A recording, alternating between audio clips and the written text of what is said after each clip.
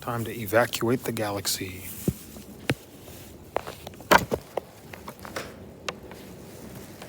Looking to see. Dropped a water bottle. I'm gonna walk inside of this room.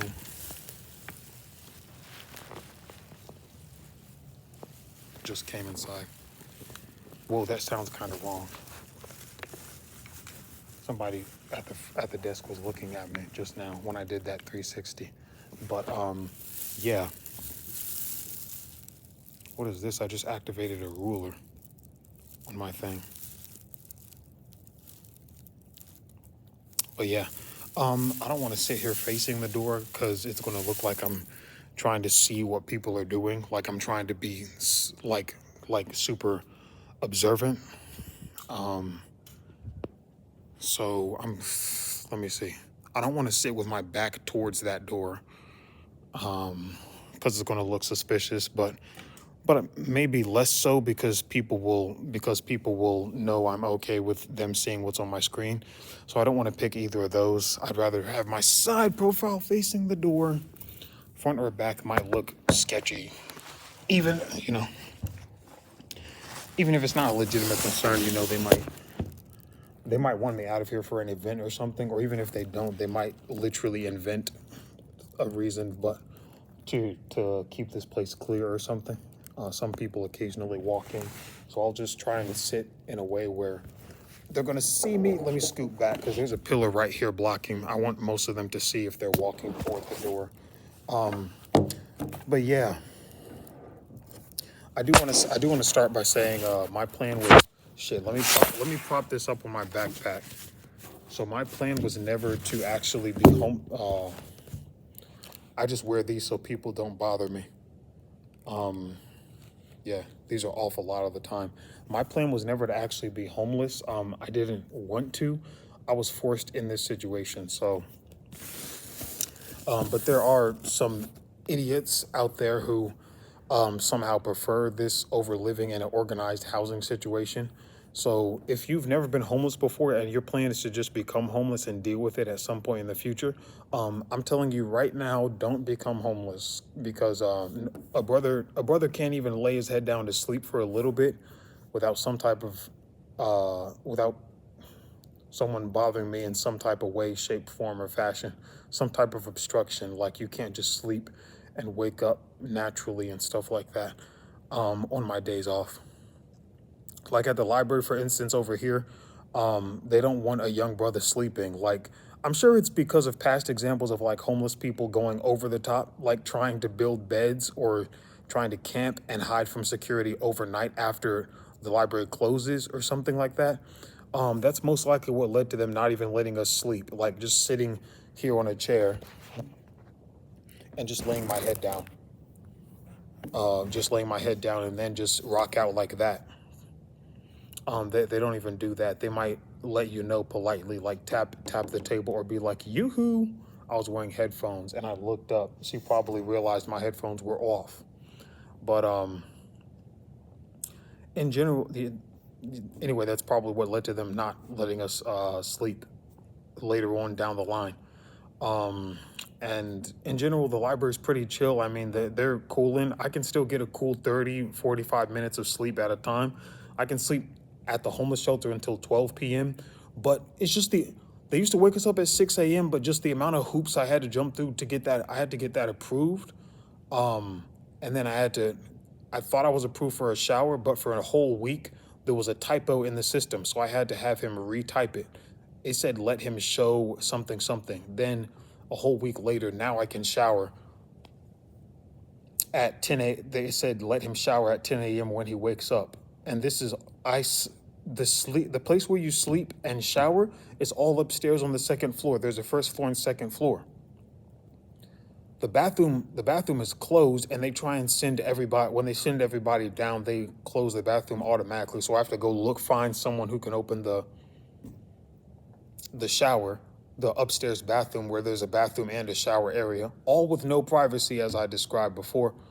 And also, hopefully, they're going to be kind enough to open the laundry room and get me 2 towels because someone, like I said before, someone refused to do that. One of the staff members who's like more, who appears to be more of like a bully. He was like, "This isn't a hotel service. You use what you've got with you." So, and I have to plan if I'm going to bring my new change of clothes upstairs tomorrow because I still want to work out at 4 a.m. when it opens. But since I work late, I might get home after 1:30, 2 a.m. I might get home at 2:30, get 1 hour of sleep, work out downstairs, or it's closed, so I might go up, wait for 1 hour, come back down at 4 a.m., then work out, and then bring my new change of clothes and try to get a towel since they let us shower from like 5 to 6:15. Although the bathroom is generally just open in general until like 7 a.m. or some shit like that, 6:30. I might try and get a towel around that time, then go back to bed, sleep next to my sanitation hygiene products, my new change of clothes, and my two towels, and then wake up. They're gonna make a big loud commotion at 6 a.m., wake everybody up, flick all the lights on, definitely gonna leave all the lights on. And then I have to either get up and turn them off or just stay asleep. But then I have the stock market issue at 7 a.m. I'm most likely not going to keep on trying to stay up with that because I need my sleep. But at the same time, I also want to set myself up to get out of this situation.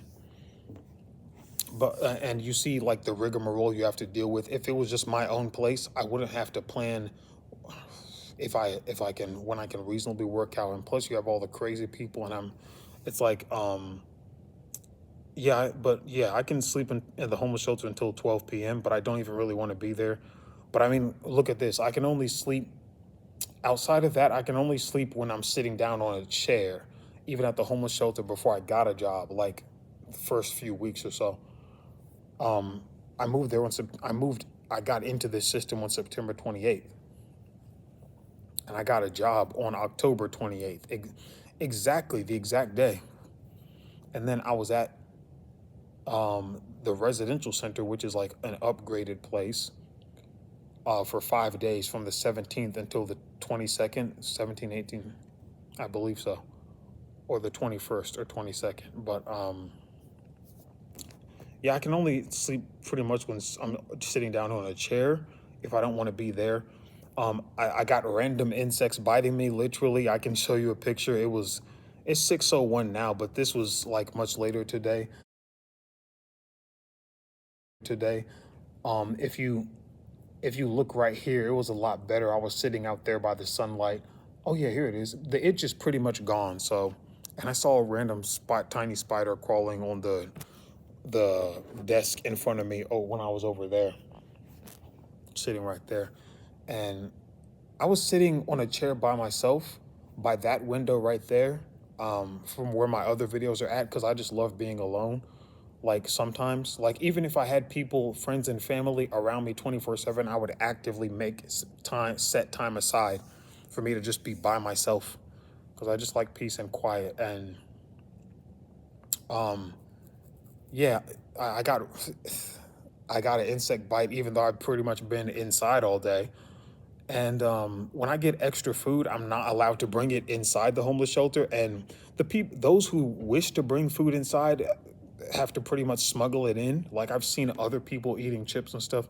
And when you're in the lunchroom, people have to tuck stuff inside their hoodie and smuggle it out and shit like that. And they gotta be sneaky. Or some people just stand outside and they just eat chips by the trash when they're out by the lockers. There's a trash right there, which they probably know that you eat food, but it's like, um, and when you walk in, I've had bottles of water that were full. I had at the metal detector, I've had people tell me to throw away perfectly good bottles of water, and I haven't drank from the fountain in forever. Um, this fountain they have at the shelter, and somebody saw me with a bottle of water. One of the country black dudes. There's two twins who are super country. They're both. I asked them if they're from the South. They said they're from the South side of Indianapolis or the state or something like that. But one of them said, I see why you. He said something like, I see why you got a bottle of water because the water in that fountain makes me throw up. And like everybody I talked to for people who have been gone for weeks now. I remember one guy I was talking to who spoke Spanish. he was telling me he does not like that water either. I stopped drinking it within days of me even being here. And I don't, but yeah, when I'm eating food outside at food drives and stuff, I um, I just got a notification from Cash App because I use the Lime scooters. I just started using them when the weather just got cold. Um, yeah, when I'm eating food out, the main thing with Lime scooters is you want to go as fast as possible, and you want to pretty much sign off as soon as you stop using a Lime scooter because they're still taxing you while you're taking that picture after you finish your ride. I pay by the ride, so I'll do one ride and I'll pay by the minute for that ride, and I don't have to worry about any other system. I was talking to somebody who wanted to pay for 1 hour or something. I don't really know how that works, but yeah, and you want to have a plan. You want to have a, just like the stock market, when you want to stop a loss. You don't want to do that, but you need to have that in the chamber in case you need to activate that. But when you're on the scooter, you need to have a plan to bail because there's a lot of potholes and like a lot of uneven terrain. You just, when you're on, you just have to, when you're riding, you just have to boing. Like, here's the scooter. You have to be like, you're on the scooter, you have to boing, and then you have to jump right here and then run next to it whenever you have to bail or just drop it. That's how I got a small cut right here yesterday. I messed up multiple times yesterday. That was the first day of me really having issues with that scooter. But yeah, when I'm at food drives, especially the one on Sunday, when I'm eating food outside, the food is super cold and I don't have access to a microwave. Since a lot of the services are closed on Sunday, and also when these food drives are active, like in the midday, afternoon into the evening.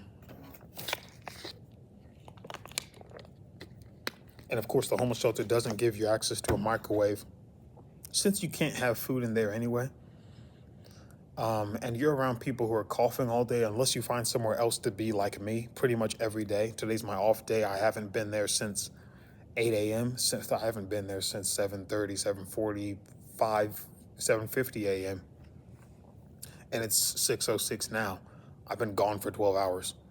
Um, and that's how it's pretty much been for the longest time after I got my bearings and figured out the place for the first few weeks or so. Um, I've been wearing a mask over there since mid-October, since I came back there, because I had a horrible cough start up on the 13th, on October 13th.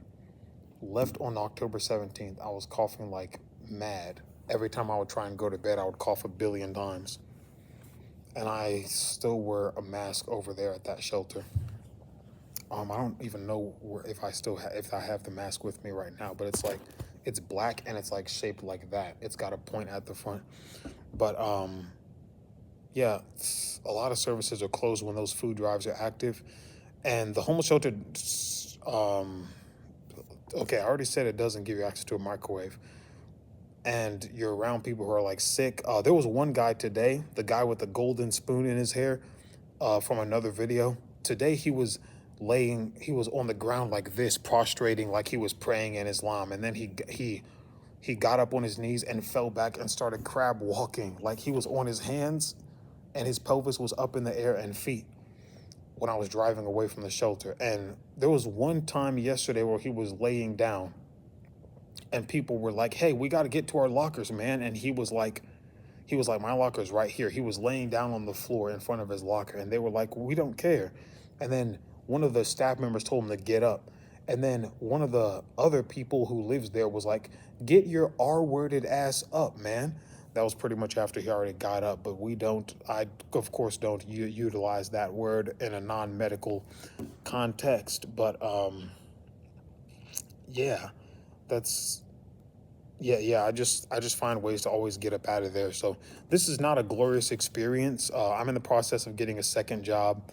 Um, I'm going to send applications to hotels probably after this video, after I've done editing and uploading. I heard some hotels offer a place to lay your head down if you work at a hotel, but that I could tell that it was definitely once in a blue moon and specific cases. So, and that's not actually part of the policy according to what I've seen.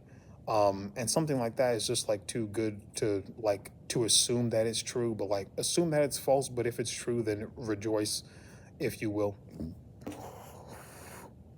Let's just say if I, I'll just say if I was offered my own place to stay by myself once again, and I was able to move in first thing in the morning, like 5, 6 in the morning, I would not even go to sleep at the homeless shelter. Like I'll probably lay in front of my new place overnight, just so I can move in immediately after I wake up. I mean, I don't even have to walk after waking up. Like, well, not really. That's a little bit of an exaggeration. I mean, there's a lot of activities going on downtown. I was even told at work 2 days ago. Someone told the manager on duty told me some people will lock themselves in the bathroom. They don't care if I do it because I'm an employee. That's what she said to me. But some people will lock the bathroom because the men's bathroom has one stall and one urinal.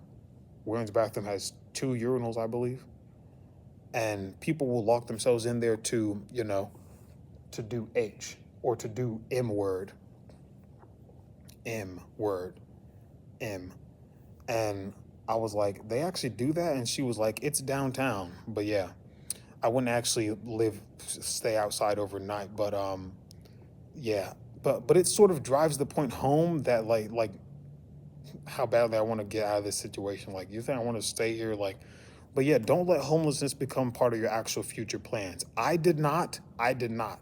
That was not part of my plan. I was looking for other jobs. But if you run out of money and they raise the rent $40 a month, they want you to pay an extra $480 a year to live in the same place with no improvements, and they blame the market. Um, Meanwhile, I didn't have a W-2, but meanwhile, standard W-2 jobs give you scheduled raises of 50 cents, half a dollar after 6 months. Um, and not to mention my own independent contractor situation where I couldn't get unemployment and stuff like that. When you're in that type of situation, you have to kind of think on your feet. So, um, yeah, homelessness wasn't part of my plan. I'll just become homeless and deal with this instead of getting another job. Like, don't let homelessness become part of your actual future plans. And additionally, I feel like just in general, as far as YouTube goes, this is off topic, but I feel like I'm the only person to whom YouTube is not working for after 8 years. Like, I've been on this since October of 2017. So it's like, I feel like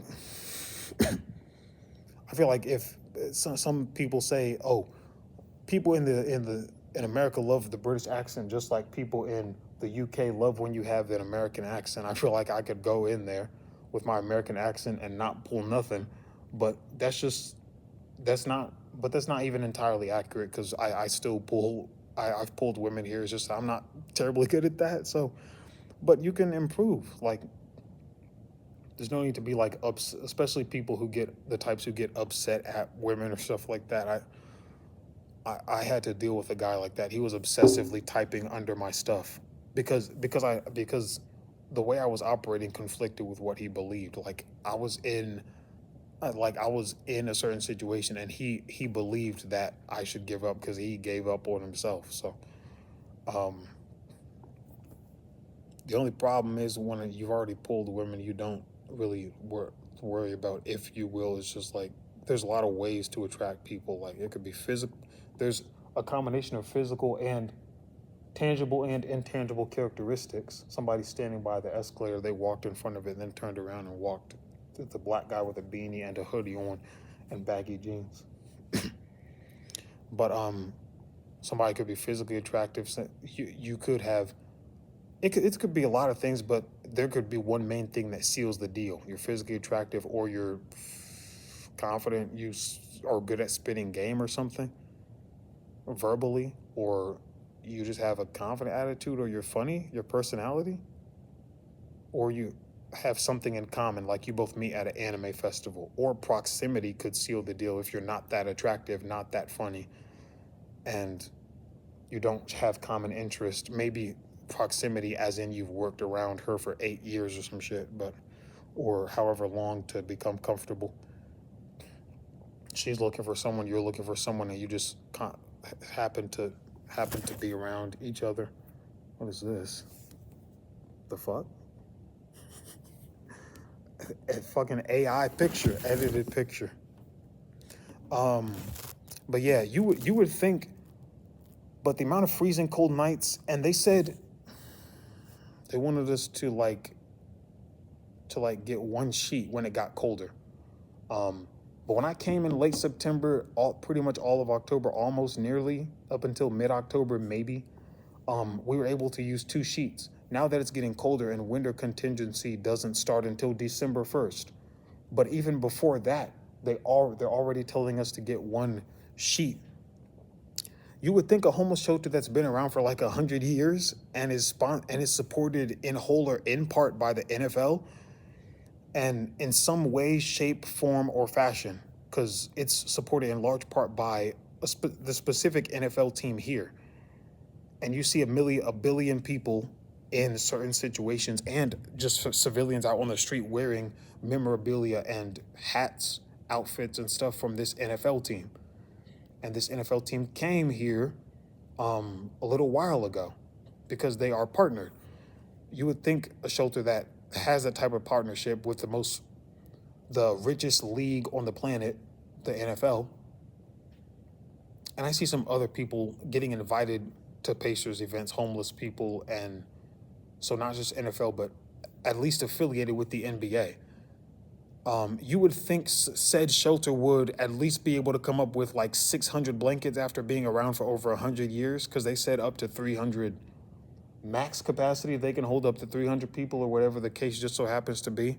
I keep saying that like Chisel Adonis, whatever the case may be. Enough for everybody to have two sheets, one to go on top of that ugly aluminum ripped makeshift mattress, where you can still feel the hardness of the bed frame underneath.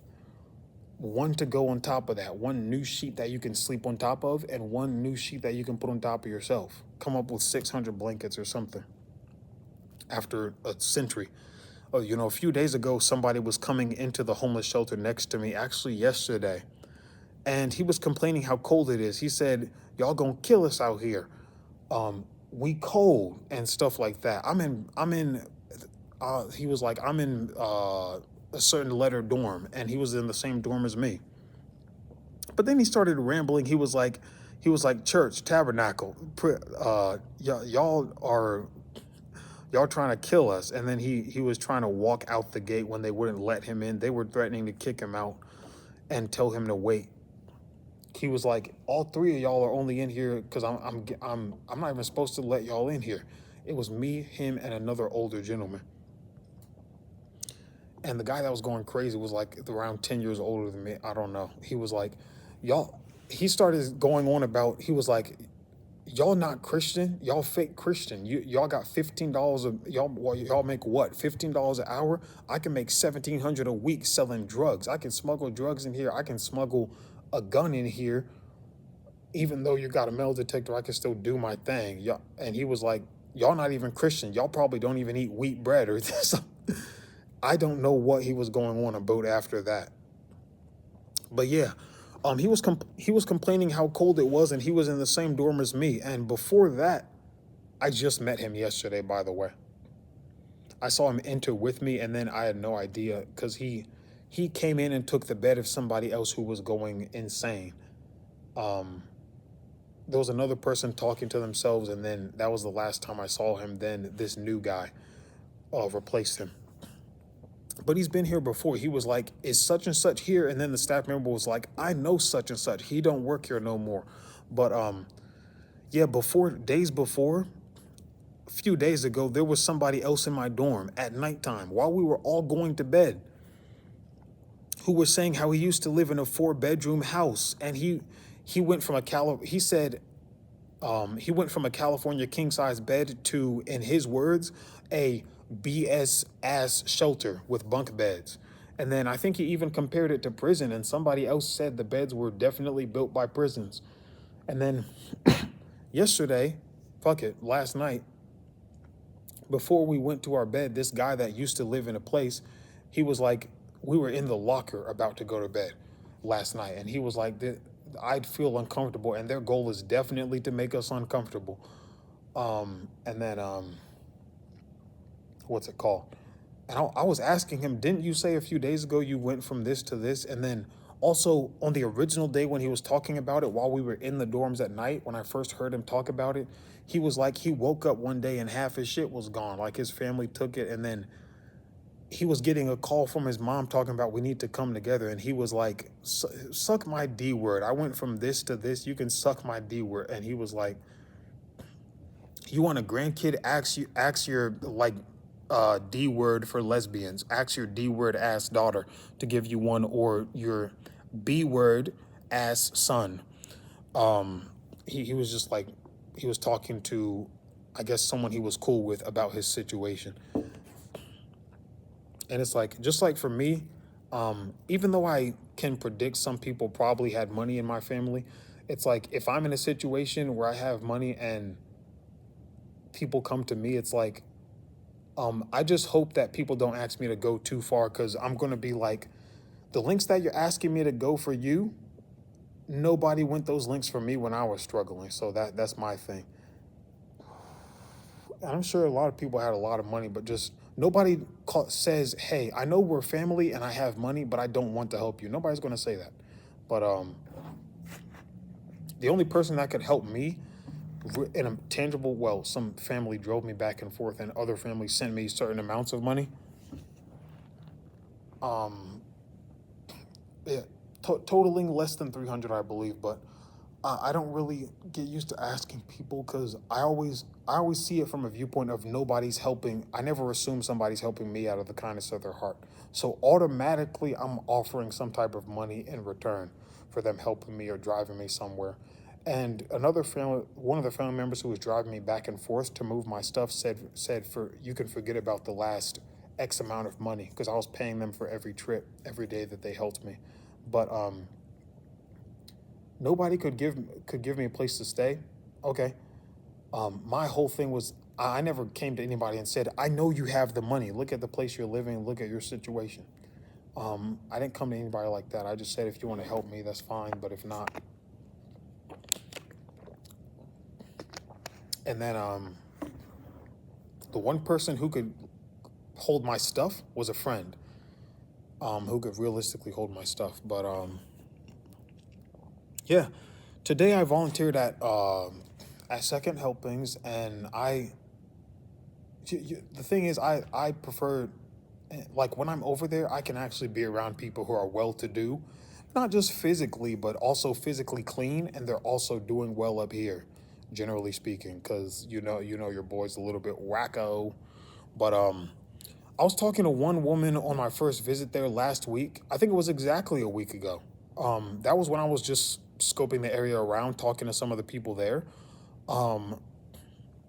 Which, by the way, there were two black women who came up and initiated conversations with me. I didn't say, like, they just started talking to me. I think I didn't really introduce myself to any of the older white gentlemen because I didn't want to bother them. They looked more serious, but they're actually really cool, as I learned today.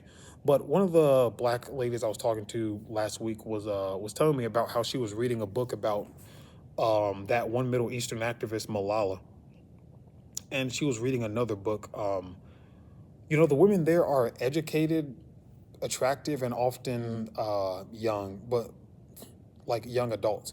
But the older ones look good too. I'm not too strict about the young part. Like most of the ladies there are doable, as I would say. When I go to homeless shelters, that's my guy right there, the security that walked by. I say hi to him every time he's usually at the front door, and I say hi to him when I encounter him throughout the library. But when I go to homeless services, because the shelters are unisex, but when I go to homeless daytime services, the ones that allow all genders, all sexes, the women there are oftentimes 78 years old, and they're missing like 16 teeth. And I was at one such place last week, and one of the men there, he had tattoos all over his face. It was like a double thing right there.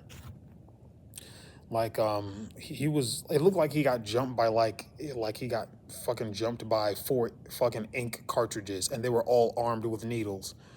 Like, his abundance of face tats looks like it would have been like a punishment in the 1600s or something. Like, the authorities don't, the medieval authorities in the 1300s don't want any confusion whatsoever amongst the populace. Like, they want the entire town to know that you have committed a heinous crime. But we're gonna mark it on your face forever. I don't think it was ever an actual punishment. I think it was more, tattoos have always just been like a tribal thing, mainly face tattoos, but like, or just association or expression. But actually, tattoos have been like used to brand people. But yeah, but I'm glad to be volunteering at the same place where I typically get food, where I've typically been getting food now. But now I get free proper lunches with microwaves and stuff like that. And also, you'll see this in a future video. When I went in there today, the very first person to walk me to my station, for my first day volunteering today, was a big booty white woman. I'm getting a call, potential spam potential all the time. 16 of them all the time. Somebody gave me a spam call when I was running my marathon. I'm like, I'm busy running. I'm doing great things. I'm staying away from mediocrity. I'm consistently avoiding it. But first person to walk me to my station was like the front desk lady who walked in front of me and walked all the way, was like a pawg, like fat ass white girl. She I could tell by looking at her, like she had a sweater on, but she most likely had a little bit of stomach, but I didn't really see the front because she was walking in front of me.